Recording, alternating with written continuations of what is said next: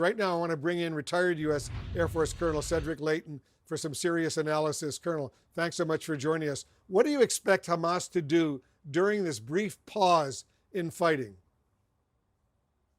Wolf, I think what they're going to do is they're going to move their forces around. They're going to try to avoid detection by the Israelis.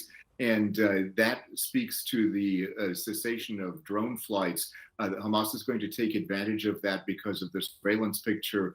That part of the surveillance picture, at least, will be lacking for the Israelis. So Hamas is going to take advantage of that. They're also going to deploy their forces in a way that will allow them to potentially ambush Israeli forces. Now, they've got some serious challenges on the Hamas side because Israel is sending a lot of airstrikes their way and a lot of artillery strikes as well.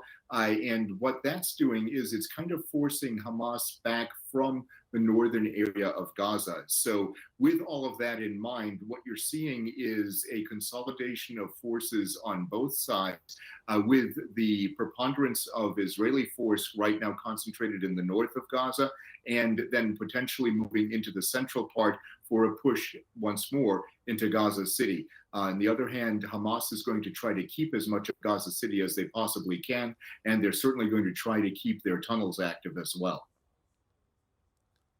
Colonel, Israel's defense minister, Yoav Gallant, says he expects the fighting against Hamas to last, in his words, at least another 2 months. Do you see that as being enough time for Israel to accomplish its objective of completely destroying Hamas?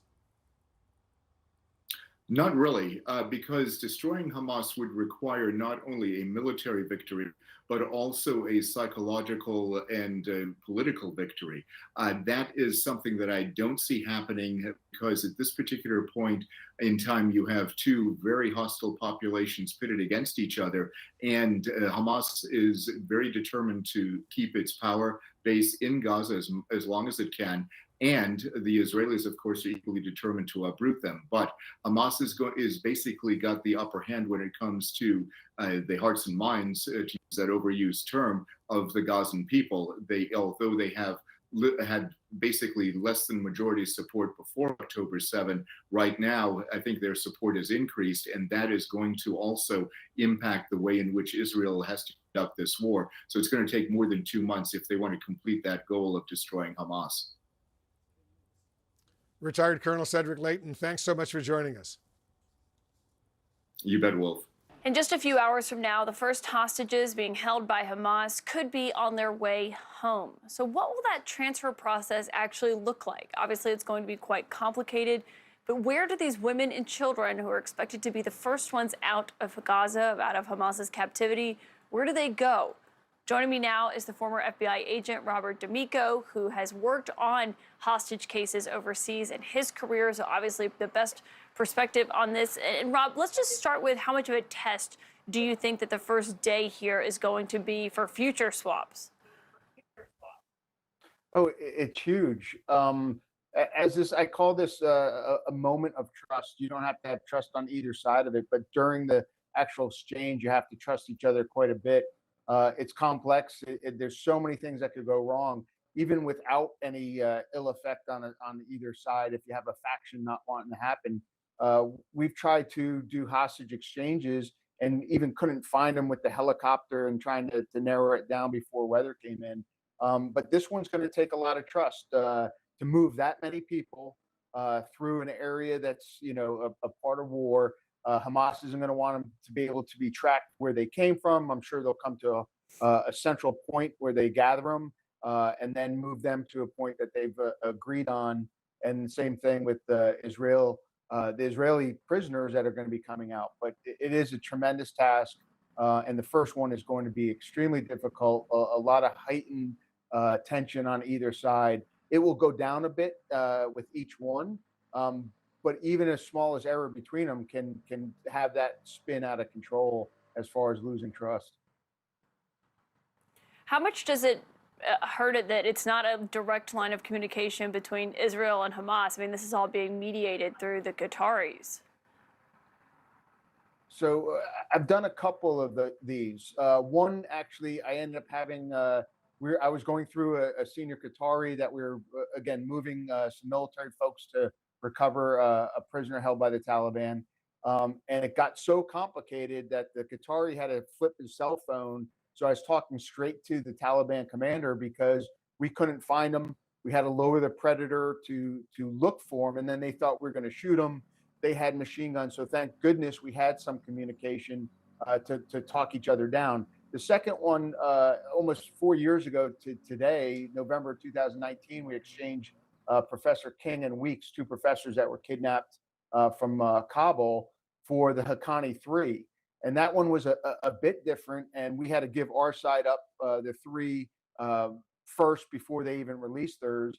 And it got to one point we actually had to, they're out going out to the airplane. We had to pull them back at the last second because something fell through. It didn't hurt.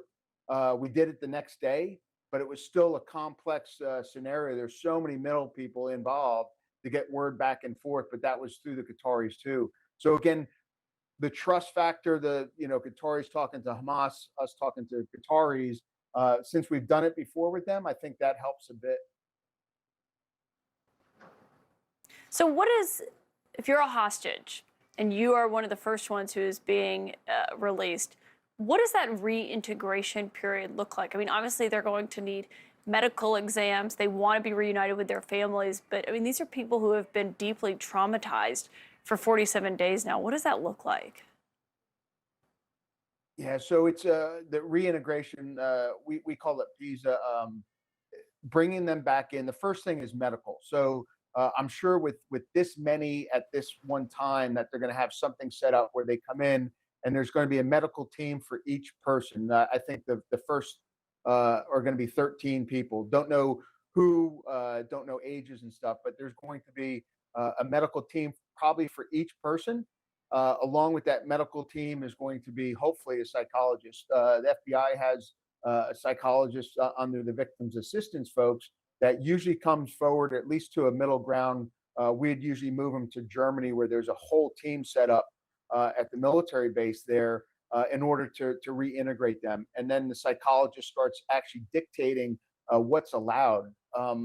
We didn't even have agents or intel folks talking to them without a psychologist there because of all the stress that they're going through. We want to get information from them to help with other hostages and other things, but their physical and mental health is more important, and that psychologist that's assigned to them is the one really dictating.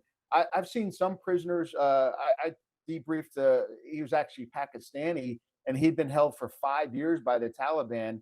I debriefed him for about 5 hours before we sent him back, and he had me laughing.